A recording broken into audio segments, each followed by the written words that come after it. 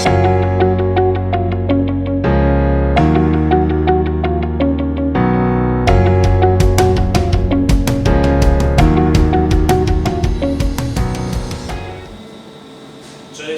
BNP Narzędziownia, Grzesiek. Łukasz. Dziękujemy firmie Partnertech za nominację do challenge'u. Wyzwanie podejmujemy, jednak przed wyzwaniem nominujemy następujące firmy do podjęcia wyzwania. V3CNC, High Technology Machines. a także Fuchs Group, oddział w Serbii. Pozdrawiamy Cię, Piotrze. Pamiętajcie, na wyzwanie macie 48 godzin. Weekend Wam odpuścimy. Czas liczymy od poniedziałku. Przystępujemy do realizacji zadania.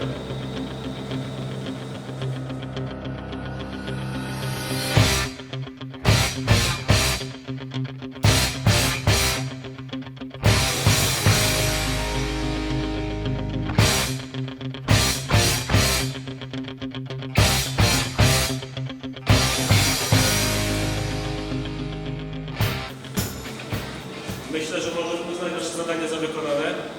Szczęśliwym wybrańcom gratulujemy. Życzymy udanej zabawy i pamiętajcie. Się pomaga, wpłacamy. Dziękujemy.